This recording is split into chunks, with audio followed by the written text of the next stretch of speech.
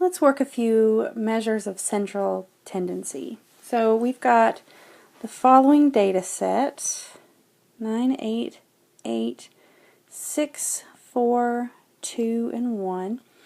Now our first measure of central tendency that we will discuss is the mode. It's our simplest measure of central tendency. We're basically looking for the most frequently occurring number in a data set. Sometimes there's more than one, sometimes there's more than two, but in our case right here, our mode is 8. Very easy to find mode.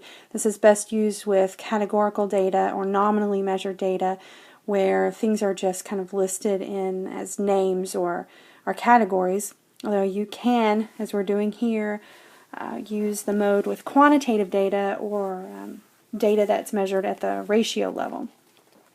So let's look at our next measure of central tendency. And again, measure of central tendency, basically we're looking for the average, the midpoint, the middle, the most common, kind of that just the average is the best way to think about it, score in a data set. Now the median is the number that's at the 50th percentile, or the exact middle number in a series of numbers or in your data set.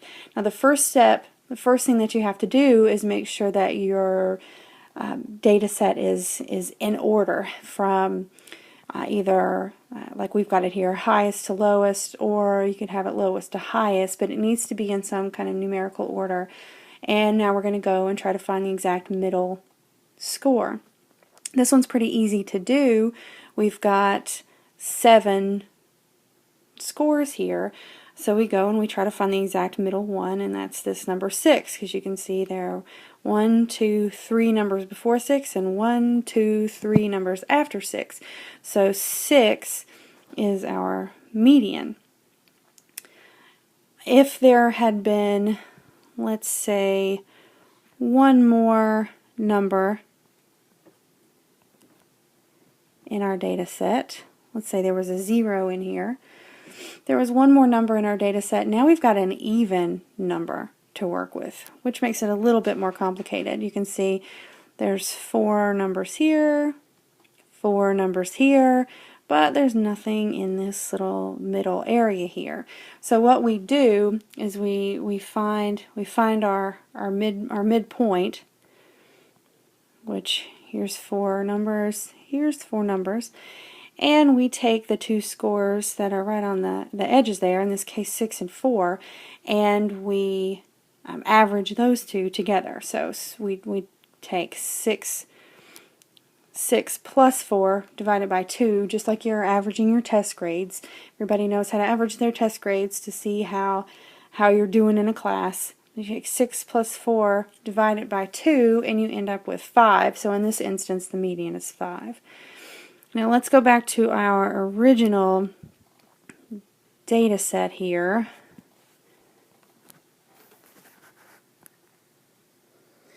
And ignore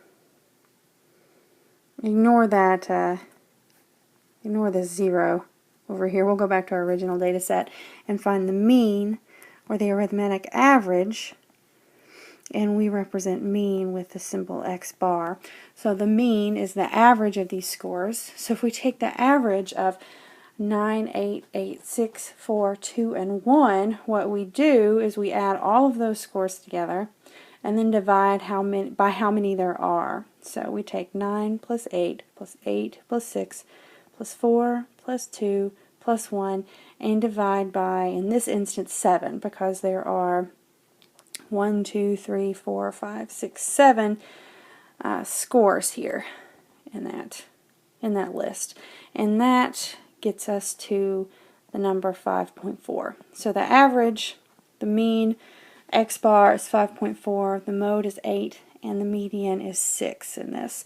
And you can see that those numbers are different, and that goes to show you that sometimes different data sets require a specific measure of central tendency to really give you a good picture of what is going on. Typically we think of using the mean, using the average, as being the best way to show you a typical score in a data set, but in this instance, 5.4, it does pretty well, but look, our most frequently occurring number is 8 here. So we've got a lot of higher end numbers that kind of throw things off.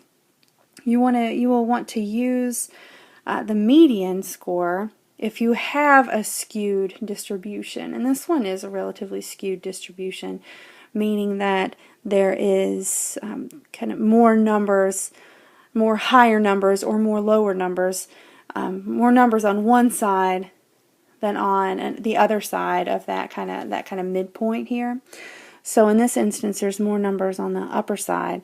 So the median may be our best indicator of what's really going on in this data set. You would use some common instances when you would use the median. We often run across skewed distributions like income or house value, because home values in towns typically, they run from very low numbers to very, very high numbers, but there's really not a lot of multi-million-dollar homes in a town. But those few multi-million-dollar homes that are in a town can drive this mean score, this average score, up significantly. So a better indicator is the median. Same thing goes with income. There's not a lot of people that make multi-million-dollar incomes, yearly incomes, but the handful of people in a town that do is going to drive the mean number up, and it's not really going to be a good indicator. It's going to make it look like a town, the typical income in a town is $650,000 when the average income is probably closer to between $40,000 and $60,000 in smaller towns and in rural areas.